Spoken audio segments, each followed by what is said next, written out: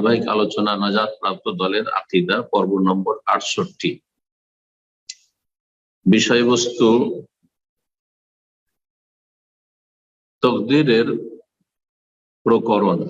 সংক্ষেপে বললে তাকদীরের প্রকরণ বা তাকদীর কত প্রকার।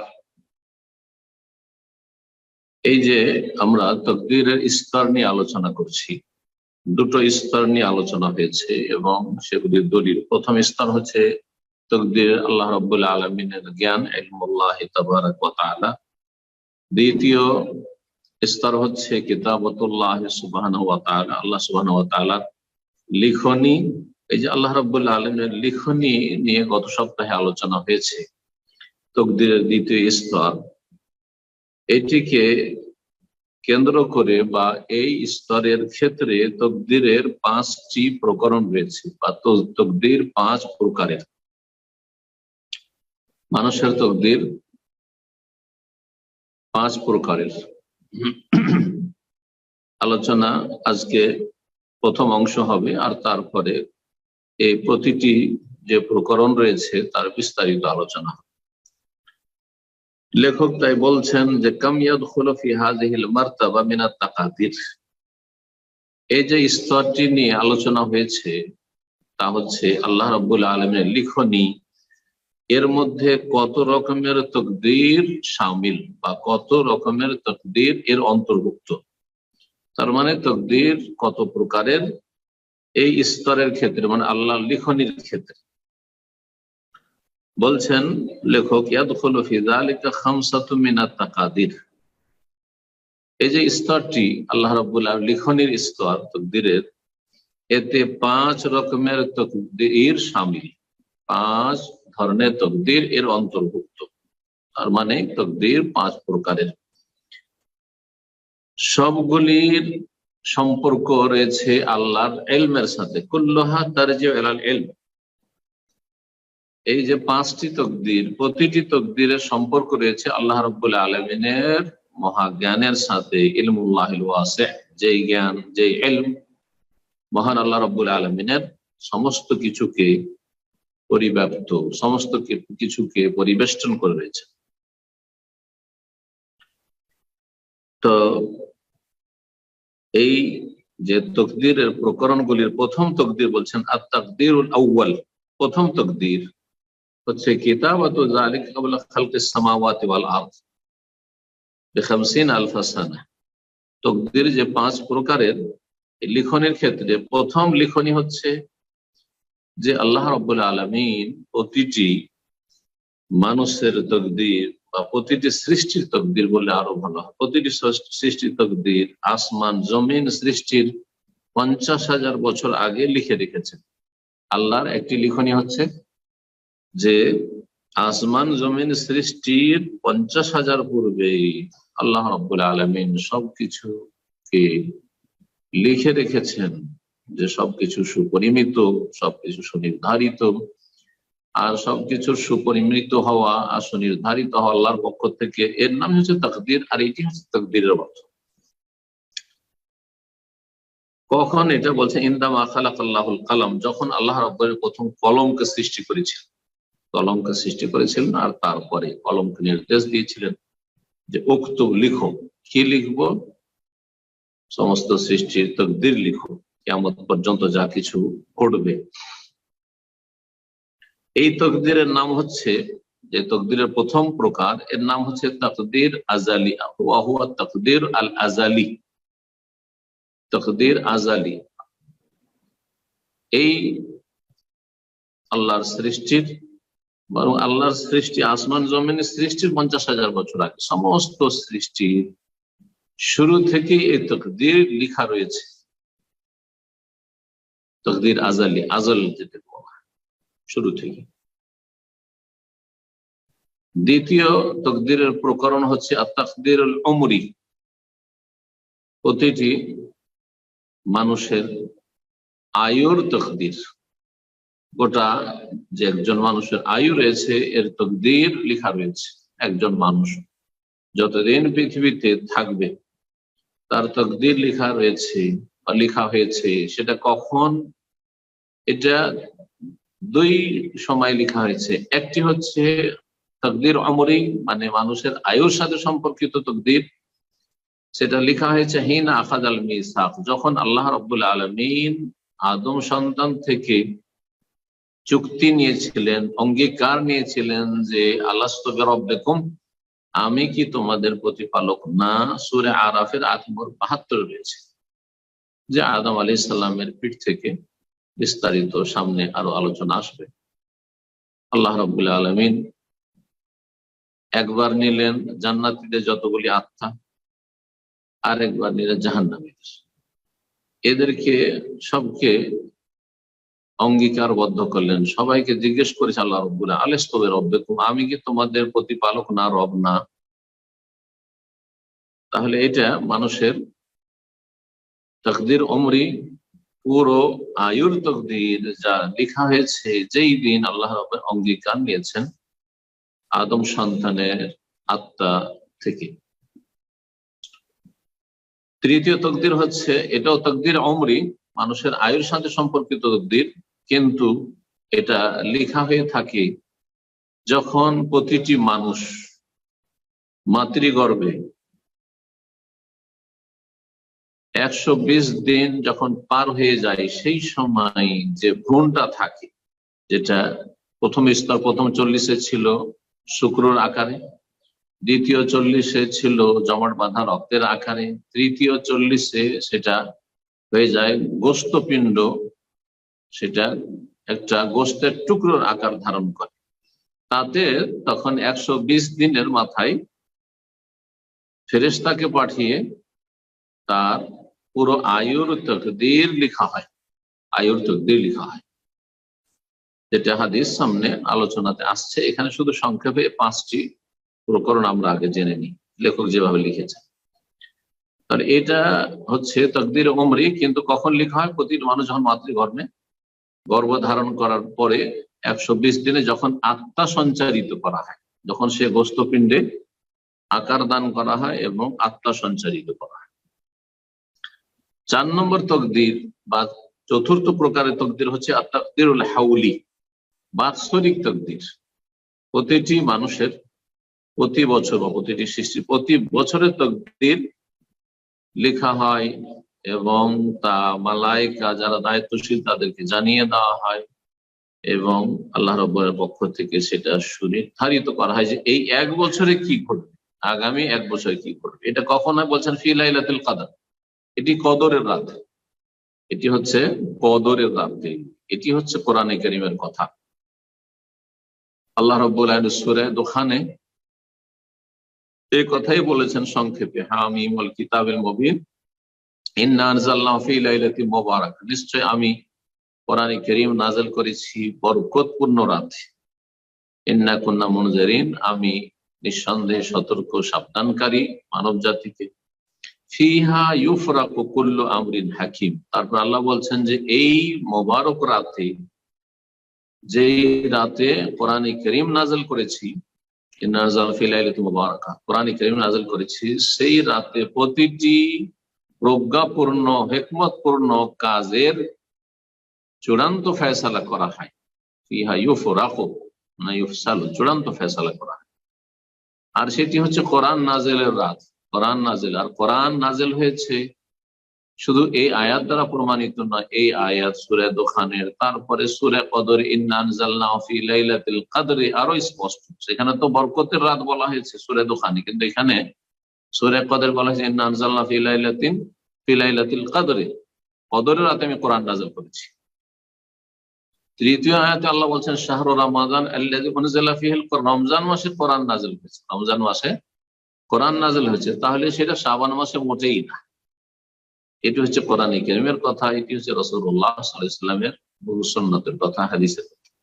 পক্ষান্তরে বেদাতপন্থীদের কথা, ভারত উপমহাদেশে আমাদের বাঙালি সমাজে যে ভ্রান্ত আকীদা ছড়িয়ে আছে, সেটি হচ্ছে ভাগ্য রজনী হচ্ছে 15 শাবানের রাত, যে 15 শাবানকে তারা একটি বেদাতি নামে নামকরণ করেছে শবে বরাত। শবে বরাত, সব মানে রাত ফার্সি ভাষা। এতে থেকে বোঝা যায় যে এই আকীদাগুলি হচ্ছে ফার্সি আকীদা। পারস্য দেশের আকীদা, এটা মক্কা মদিনার আকীদা নয়, এটা আরব দেশের আকীদা নয়, যেখান থেকে রাসূলুল্লাহ সাল্লাল্লাহু আলাইহি ওয়াসাল্লাম মানব জাতির কাছে ইসলামের প্রচার প্রসার করেছেন, যেখানে কোরআন কারীম নাযিল হয়েছে, যেখানে সুন্নাহর চর্চা হয়েছে, যেখানে সাহাবায়ে কেরাম রাসূলুল্লাহ সাল্লাল্লাহু আলাইহি ওয়াসাল্লাম থেকে দ্বীন শিখেছেন মক্কায় মদিনায় হারমাইন শরীফ এনে, সেখানকার দিন নয়। এই জন্য এটিকে কি বলা হয়? শবে বারাত বলা হয়। হ্যাঁ, বিদ্যার্থীরা এটাকে লাইলাতুল বারা বলে না, মানে আরবির সাথে সম্পর্ক নেই, শবে বারাত।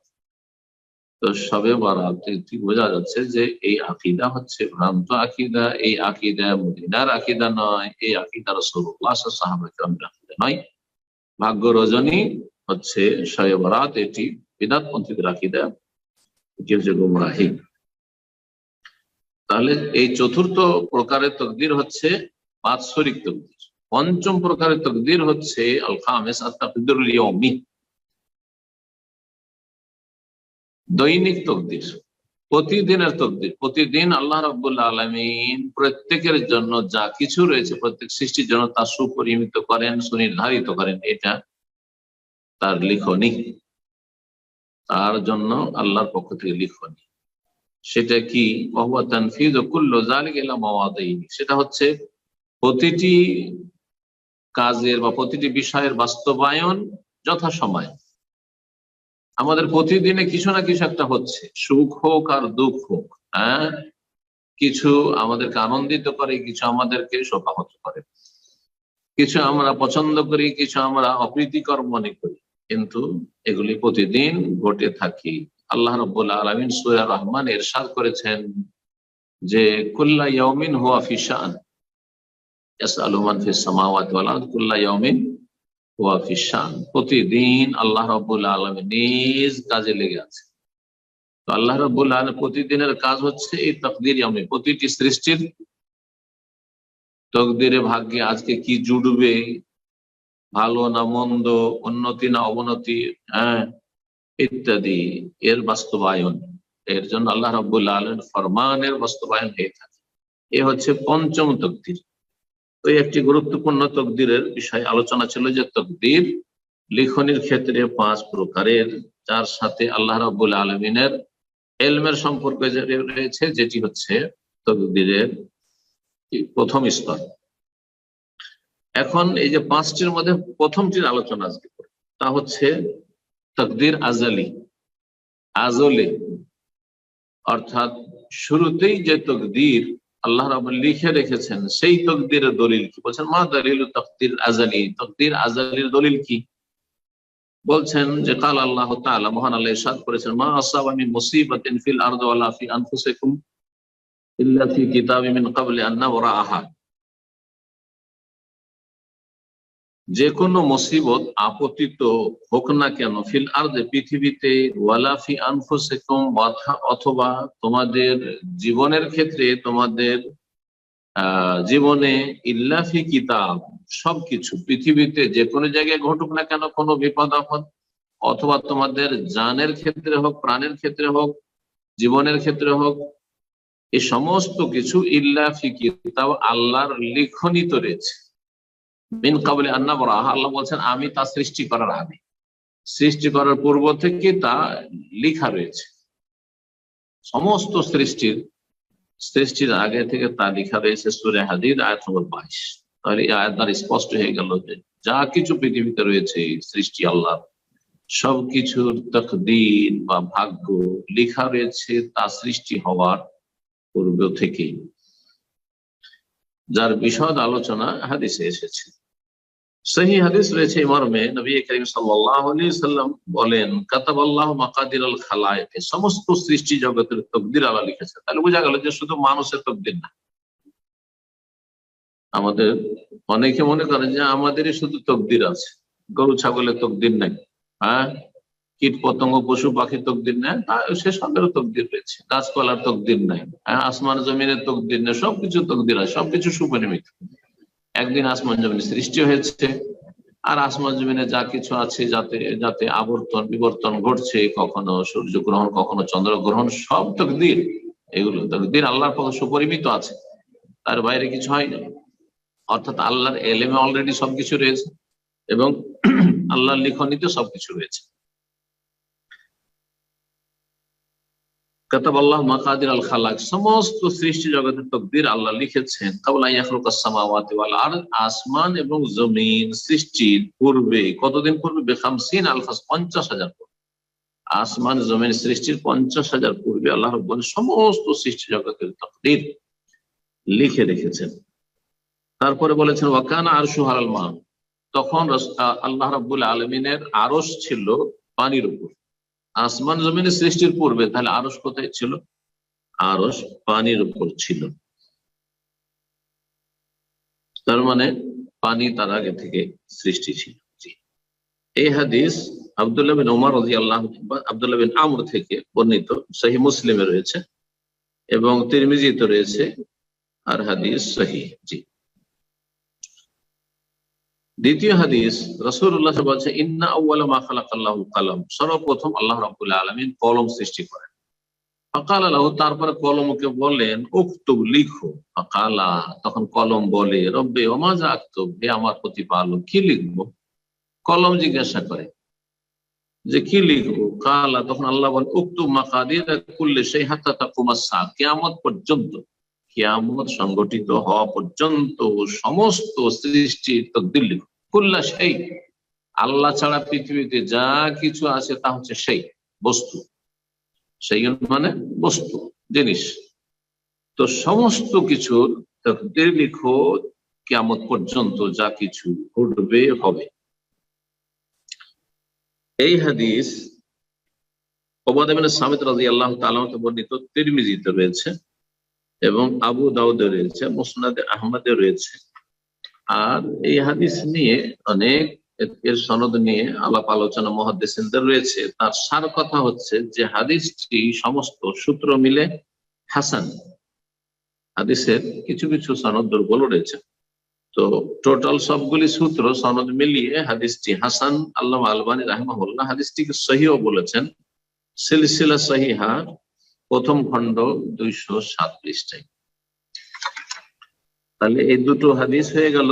তকদীর যে লেখা হয়েছে সমস্ত সৃষ্টি জগতের সৃষ্টি 50,000 পূর্বে, এবং আল্লাহ প্রথম কলমকে সৃষ্টি করেন আর কলমকে বলেন যে তুমি লিখো, কি লিখবো? তকদীর লিখো। তৃতীয় হাদিস, রাসূলুল্লাহ সাল্লাল্লাহু আলাইহি ওয়াসাল্লাম বলেছিলেন আবু হুরায়রা, ইয়া আবু হুরায়রা, জি, জাফাল কালাম, কলম শুকিয়ে গেছে, কলম শুকিয়ে গেছে।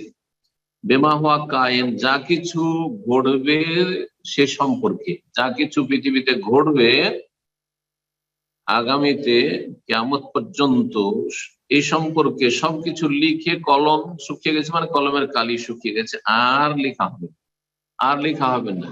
যা লেখার তা লেখা অলরেডি হয়ে গেছে।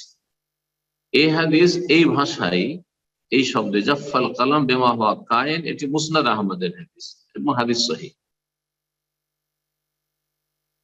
কিন্তু লেখক বলেছেন আল হাদিস ফিল বুখারী, এই হাদিস সহিহ বুখারীতে রয়েছে। সহিহ বুখারীতে আছে কিন্তু একটু শব্দের পার্থক্য রয়েছে। সহিহ বুখারীতে আছে, অন্যান্য হাদিসের কিতাব রয়েছে কিন্তু শব্দের পার্থক্য রয়েছে। সহিহ বুখারীতে যে বাক্যটি রয়েছে সেটা হচ্ছে জাফাল কালাম বেমা আনতালাক, জাফাল কালাম বেমা আনতালাক, কলম শুকিয়ে গেছে হে মানুষ, তুমি যা কিছুর সম্মুখীন হবে, যার মুখোমুখি হবে, মানে তোমার সামনে যা কিছু তোমার জন্য ঘটবে, এই বিষয়গুলি লিখে কলমের কালি শুকিয়ে গেছে। প্রসিদ্ধ হাদিস রাসূলুল্লাহ সাল্লাল্লাহু আলাইহি ওয়াসাল্লামের ইহফাজিল্লাহ ইয়াহফাজুক, আল্লাহর সংরক্ষণ করো, আল্লাহর হকের খেয়াল রাখো, তো আল্লাহ তোমার হেফাজত করবেন। ওই হাদিসের শেষেও এই বাক্য এসেছে জাফাল কালাম, জি, কলম শুকিয়ে গেছে। এখানেই আজকের আলোচনা শেষ করছি। আল্লাহ রাব্বুল আলামিনের কাছে দোয়া করি আল্লাহ রাব্বুল আলামিন আমাদের এলমে, আমলে, দিনে, দুনিয়াতে সবকিছুতে বরকত দান করেন, এবং যেসব ভাইরা আজকের আলোচনায় এবং বোনেরাও আজকের আলোচনায় সরাসরি জুমে আছেন অথবা আমাদের ফেসবুক লাইভে আছেন, বা যেভাবে অনেকে অডিও শুনবেন, যারাই এলম শিখছেন অথবা অন্য কোনো কারো কাছ থেকে শিখছেন, যেভাবে হোক না কেন দিন শিখার ক্ষেত্রে আগ্রহী এবং সঠিক দিনের তলাশ রয়েছে, কোরআন সুন্নাহ ভিত্তিক দিনের তলাশ রয়েছে এবং তার উপর আমল করার মন মানসিকতা রয়েছে, শিরক বিদআত মুক্ত হওয়ার মন মেজাজ তৈরি হয়েছে, আল্লাহ রাব্বুল আলামিন সকলকে যেন আল্লাহ হেফাজত করেন এবং সকলের জীবনে আল্লাহ রাব্বুল আলামিন অনেক অনেক যেন বরকত দান করেন। পক্ষান্তরে যারা বিভ্রান্তির শিকার হয়ে রয়েছে, যারা উদাসীন গাফেল রয়েছে, যারা বেপরোয়া হয়ে রয়েছে, বা যারা শিরক বিদআতে লিপ্ত রয়েছে, যারা পথভ্রষ্ট হয়ে রয়েছে, তাদের জন্য দোয়া করি আল্লাহ তাদেরকে হেদায়েত দান করেন এবং তাদের কল্যাণ আমাদেরকে দান করেন, তাদের অনিষ্ট থেকে আল্লাহ রাব্বুল আলামিন সকলের হেফাজত করেন। ওয়া সাল্লাল্লাহু সাল্লাম আলা নবিয়িনা মুহাম্মদ ওয়া আলা আলিহি ওয়া সাহবিহি আজমাইন।